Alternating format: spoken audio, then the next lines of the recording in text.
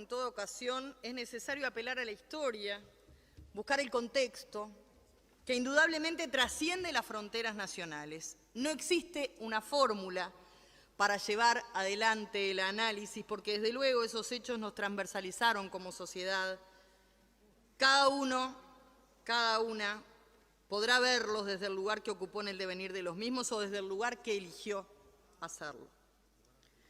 Voy a traer entonces a esta intervención lo que han expresado algunos autores, ya con la necesaria perspectiva que el tiempo impone, palabras que no me pertenecen, pero que nos hablan del marco que se venía gestando previo al 9 de febrero. Reitero, dentro y fuera de fronteras.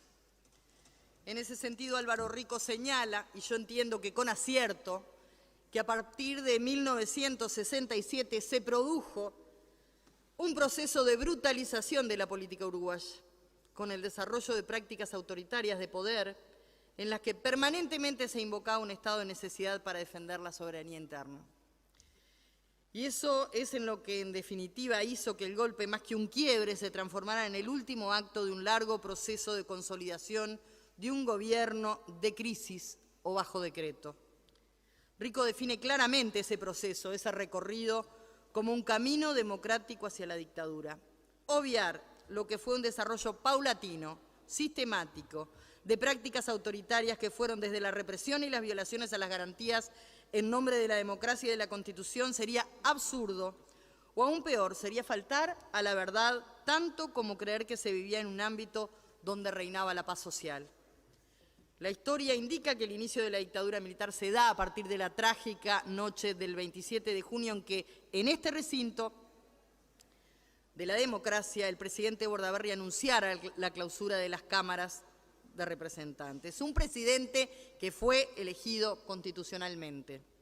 Pero bien, nos encontramos ante esta convocatoria, un 9 de febrero, a la que no rehuimos, pero en la que entendemos necesario situar los hechos con rigurosidad histórica, honestidad intelectual y con profundo dolor. Dolor de heridas que aún siguen abiertas en la medida que hay sobrevivientes de aquellos hechos terribles. Negar la indignación colectiva producto de la errática política económica, antinacional, antipopular que golpeaba cruelmente a los sectores populares tampoco cooperaría con este análisis. Un estado de corrupción que alcanzó niveles estrepitosos, donde unos pocos vivían la fiesta de la decadencia y la mayoría iba a engrosar las filas de los cantegriles. Es una realidad en la que solo basta recordar las noticias pregonadas en los medios, en los pocos medios que subsistían como independientes. Ese era el Uruguay en febrero de 1973. Estaba lejos de la democracia, lejos de las mejores tradiciones de este país. Pensar que la irrupción de las Fuerzas Armadas en el ámbito político parte de un análisis de estas condiciones por fuera de lo que aconteció en la región es por lo menos inocente, al menos hoy con la perspectiva de los años, como decimos vulgarmente con el diario del lunes sobre la mesa. Sin embargo, es en ese contexto que aparecen los comunicados 4 y 7. La Comandancia del Ejército y la Fuerza Aérea dan a conocer estos documentos arrogándose el derecho de interpretar ese sentir colectivo de frustración. Pero hubo un día cero, como en toda historia, como en la producción de cualquier hecho histórico, y allí también debemos establecer un análisis para su explicación. El día 8 de febrero del 73, los mandos de las Fuerzas Armadas declaraban desconocer las órdenes del ministro de Defensa Nacional de entonces, el general Francese, al tiempo que sugerían al presidente la conveniencia de su remoción. Estaban ni más ni menos que institucionalmente cuestionando la autoridad presidencial y a su mando político, pues según la Constitución y la ley, el jefe de las Fuerzas Armadas es el presidente de la República, y dentro de sus potestades consta la de designar a sus ministros, incluido el de Defensa Nacional.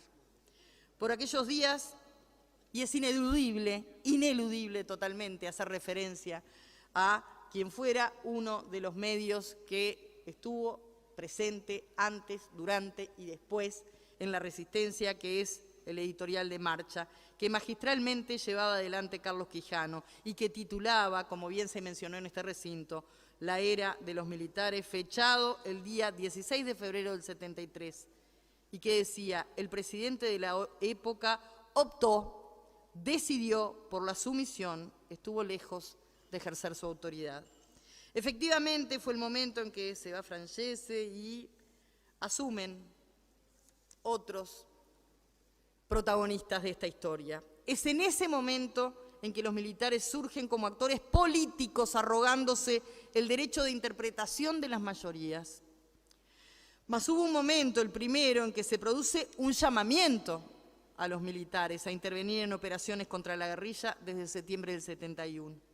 Hecho seguido de un segundo tiempo, encarnado en una declaración del estado de guerra interno en abril del 72, y hubo finalmente una sanción en julio del 72 de la Ley de Seguridad del Estado y el Orden Interno, que, entre otras cosas, suprimió artículos del Código Penal Ordinario y trasladó esas figuras al fuero militar. Esos tres pasos prepararon el camino para el alzamiento militar de principios del 73.